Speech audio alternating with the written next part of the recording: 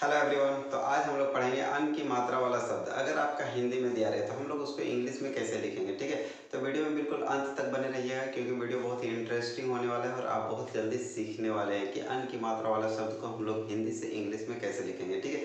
तो देखिए, सबसे पहला हम लोगों को ये जानना है कि आखिर अन का मात्रा होता कैसे, ठीक है। अन का मात्रा को हम लोग और क्या बोलते हैं, अनुस्वर का मात्रा, ठीक है। ये क्या होता है, अनुस्वर, और उसका इंग्लिश क्या होता है, ठीक है। तो देखिए, सबसे पहला चीज हम लोग सीखते हैं कि अन कैसे होता है। तो ये आपका क्या है, अन, ठीक है।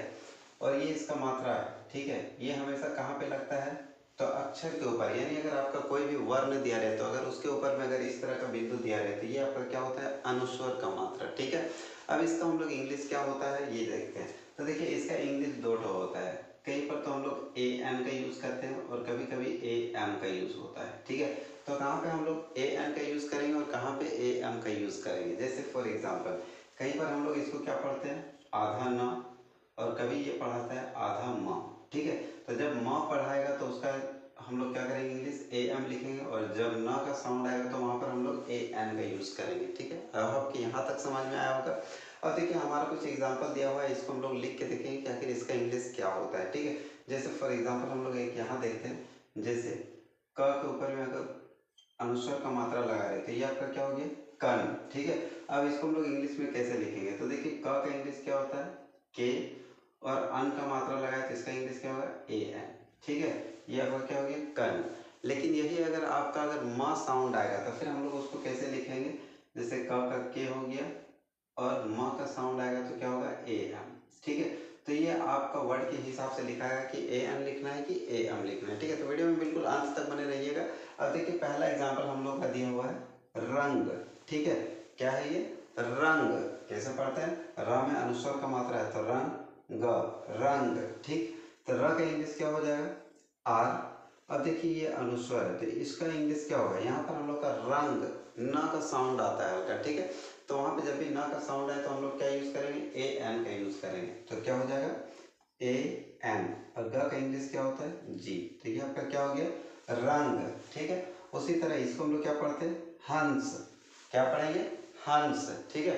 तो ह का इंग्लिश क्या हो जाएगा, एच, और अनुस्वर का मात्रा इसका इंग्लिश क्या होगा, ए एन, और स का इंग्लिश क्या होगा, एस। तो ये आपका क्या हो गया, हंस। बहुत ही इजी है दोस्त, ठीक है। वीडियो में बिल्कुल अंत तक बने रहिएगा, अच्छे से समझ में आ जाएगा कि हम लोगों को लिखना कैसे, हिंदी को इंग्लिश में कैसे लिखेंगे, ठीक है।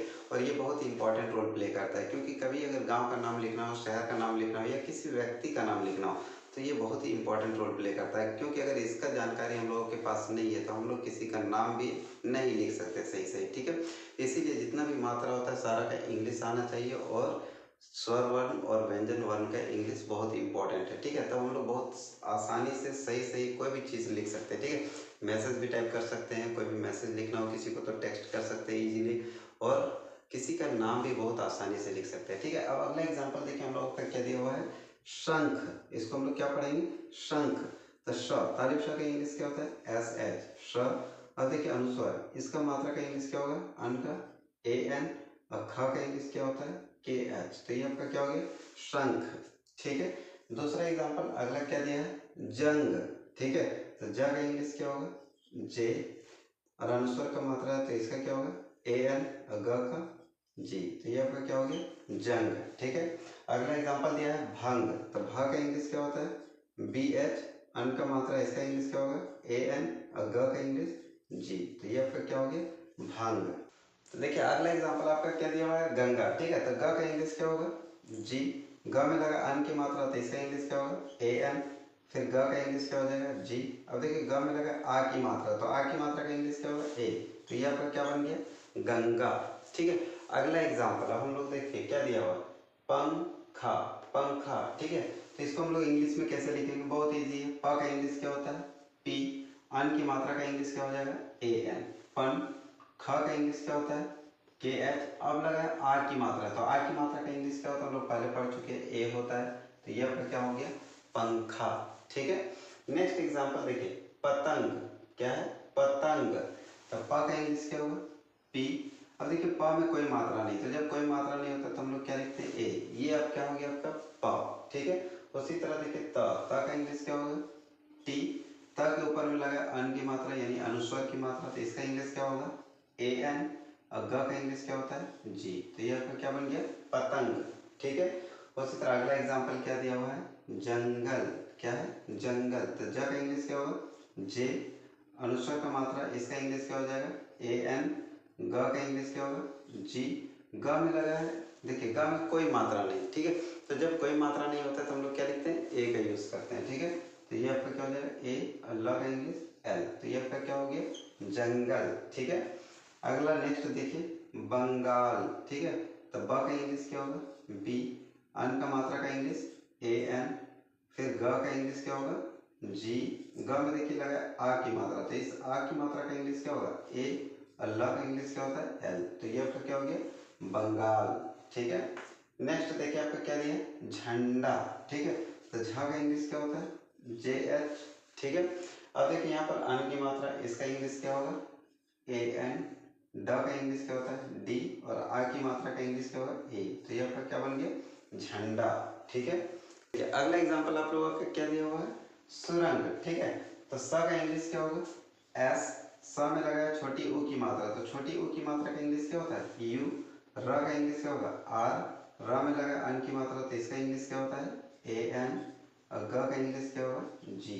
तो ये आपका क्या हो गया सुरंग। ठीक है। यहाँ तक समझ में आया। नेक्स्ट एग्जांपल आपका देखिए दिया हुआ है लंका। ठीक है। तो ल का इंग्लिश क्या होता है एल। अन की मात्रा का इंग्लिश क्या हो जाएगा ए एन। क का इंग्लिश के और आ की मात्रा का इंग्लिश क्या होगा ए। तो ये आपका क्या बन गया लंका। ठीक है। नेक्स्ट एग्जांपल देखिए आपका क्या दिया हुआ है खंभा। ठीक है। अब यहाँ पर थोड़ा सा देखिए ध्यान दीजिए ख ख के ऊपर लगा अन की मात्रा। तो अब ये अनुस्वर यहाँ पर क्या होता है खम भा। ठीक है। यानी यहाँ पर इसका साउंड जो आ रहा है वो माँ का साउंड आ रहा है। ठीक है। तो जब माँ का साउंड आएगा तो हम लोग क्या करेंगे ए एम का यूज करेंगे। ठीक है। तो ख का इंग्लिश क्या होता है के एच और इसका मात्रा यानी कि यहाँ पर क्या है अनुस्वर का मात्रा म का साउंड आ रहा है तो हम लोग क्या लिखेंगे ए एम। तो ये क्या हो गया ए एम खम। अब भाव का इंग्लिश क्या होता है बी एच और आ की मात्रा का इंग्लिश ए। तो ये आपका क्या हो गया खंभा। ठीक है। उसी तरह अगला एग्जांपल देखिए रंभा। इसको भी क्या होता है म का साउंड आ रहा है रंभा। तो र का इंग्लिश क्या हो जाएगा आर और इसका क्या हो जाएगा ए एम क्योंकि म का साउंड आ रहा है। ठीक है। रम। अब भा का इंग्लिश क्या होता है बी एच ए। तो ये आपका क्या हो गया रंभा। ठीक है। नेक्स्ट देखिए 3 एग्जांपल दिया है लंगूर मंगल और शंकर। ये आपको कमेंट बॉक्स में लिखना है कि इसका इंग्लिश हम लोग सही सही कैसे लिख सकते हैं। ठीक है। आई होप कि आपको वीडियो पसंद आया होगा। अगर वीडियो पसंद आए तो लाइक कीजिएगा अपने दोस्तों में शेयर कीजिएगा और जो कोई भी चैनल में नए तो चैनल को जरूर सब्सक्राइब कीजिएगा और बेल आइकन जरूर प्रेस करें। ठीक है। और मिलते हैं नेक्स्ट वीडियो में। तब तक के लिए बाय बाय जय हिंद थैंक यू।